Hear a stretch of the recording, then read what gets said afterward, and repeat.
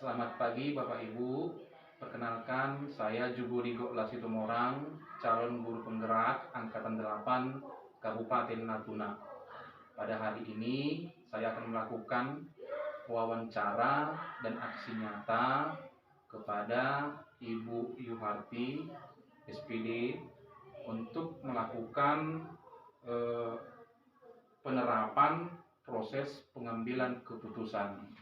Ibu Yuharti adalah Kepala Sekolah SD Negeri 1 Pulau Panjang. Selamat pagi Bu, apa kabarnya pada hari ini? Iya pagi, alhamdulillah luar biasa.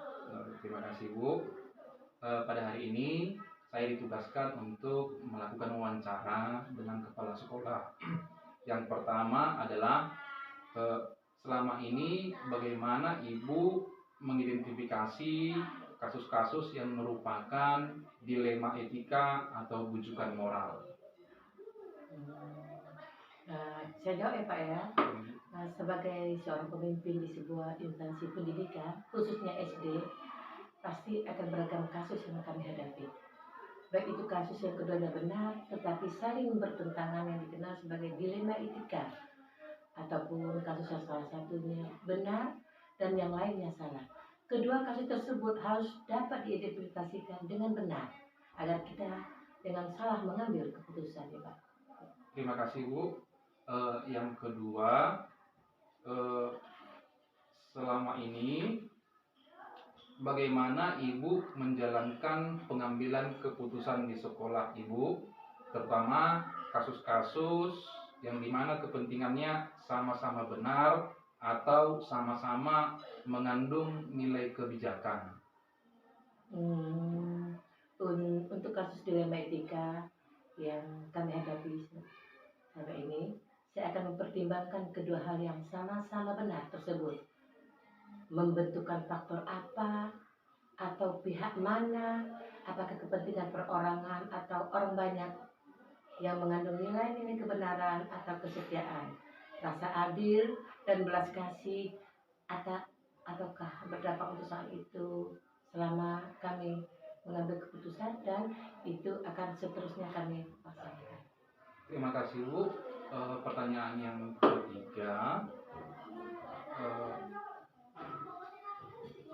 yang ketiga, langkah-langkah atau prosedur seperti apa yang bisa Ibu lakukan selama ini? Langkahnya Pak ya, ya. Dari suara hati dan nalar. Kita harus berjalan untuk memilih kebenaran yang paling kecil mudaratnya dan besar manfaatnya bagi sekolah kita, bagi peserta didik kita. Ya. Terima kasih Bu. Kemudian dalam hal apa saja yang selama ini Ibu anggap efektif dalam pengambilan keputusan kasus-kasus dilema etika? Dalam kasus pengambilan keputusan ya Pak ya, dengan dilema etika, hal efektif yang perlu dilakukan adalah dengan menyederhanakan pokok permasalahannya supaya permasalahan itu bisa terselesaikan dan membangun kebijakan-kebijakan yang benar. Terima kasih Bu. Berarti dengan menyederhanakan permasalahan dan membangun kebijaksanaan. Ya. Kemudian pertanyaan nomor 5 Bu. Nomor 5 ini, hal-hal apa saja yang selama ini merupakan tantangan dalam pengambilan kasus-kasus dilema etika yang ada terjadi di sekolah? Hasil keputusan itu diambil, mungkin akan ada pihak yang tidak dapat menerima sepenuhnya keputusan yang kita ambil. Proses untuk mendapat memahamkan sebagaimana sebagian orang untuk secara ikhlas menerima ya keputusan kita itu, maka menjadi sebuah tantangan, serta untuk tetap istiqomah dalam menjalankan keputusan sesuai yang setelah kita sepakati bersama. Terima kasih Bu atas tanggapannya. Kemudian pada pertanyaan yang ke-6 Bu, apakah Ibu memiliki tata kelola atau jadwal tertentu dalam sebuah penyelesaian kasus dilema etika? Apakah ada langsung menyelesaikan di tempat atau memiliki sebuah jadwal untuk menyelesaikannya? atau bisa berupa bentuk atau prosedur seperti apa yang Ibu jalankan. Iya Pak ya. Kalau untuk jadwal kami tidak bisa menentukan kapan jadwal itu untuk menyelesaikan sebuah kasus. Yang penting agar terciptanya lingkungan sekolah yang sehat kondusif buat semua warga sekolah, kita akan mengambil berdasarkan bermusyawarah dan nantinya waktunya tidak ditentukan kapan.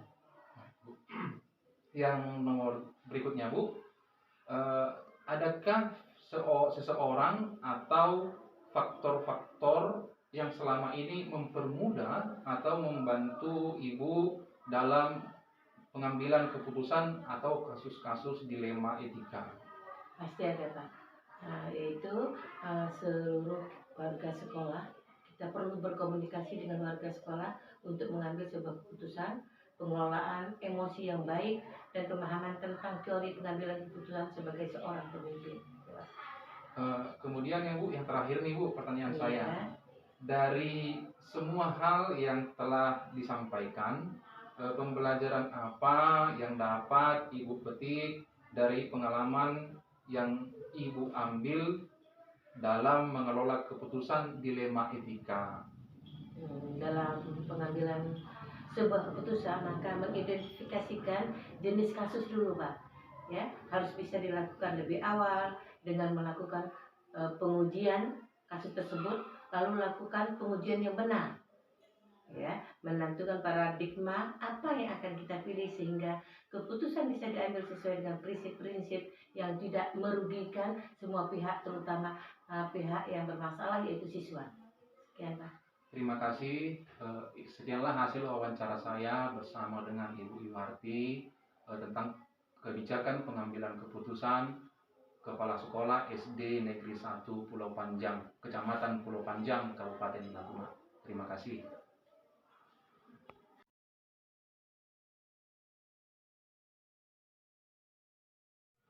Selamat pagi Bapak Ibu, perkenalkan saya Jugurigo Lasitomorang, calon guru penggerak Angkatan 8 Kabupaten Natuna. Kali ini saya akan melakukan sesi wawancara dengan Bapak Suidin Mukhtar tentang mengidentifikasi kasus-kasus yang merupakan dilema etika atau rujukan moral dalam pengambilan keputusan. Nah, dalam hal ini Bapak Suidin ini juga termasuk guru bimbingan konseling. Apa kabarnya pagi ini Pak Suidin? Alhamdulillah sehat. Baiklah, saya akan melakukan wawancara dengan Pak Suidin Mukhtar tentang kebijakan di dalam pengambilan keputusan. Yang pertama, selama ini bagaimana Anda dapat mengidentifikasi kasus-kasus yang merupakan dilema etika atau rujukan moral? Kasus dilema etika biasanya cenderung muncul karena adanya kepentingan yang tidak sama di antara unsur-unsur yang ada di sekolah, yang kemudian menjadi isu dan bahan diskusi serta pembicaraan di antara unsur sekolah. Kemudian hal tersebut menjadi bahan referensi untuk dibicarakan di tingkat sekolah atau disampaikan ke kepala sekolah. Seperti itu. Baik, terima kasih. Yang kedua ini, selama ini bagaimana Anda menjalankan keputusan di sekolah Anda, terutama untuk kasus-kasus yang dimana ada dua kepentingan yang sama-sama benar.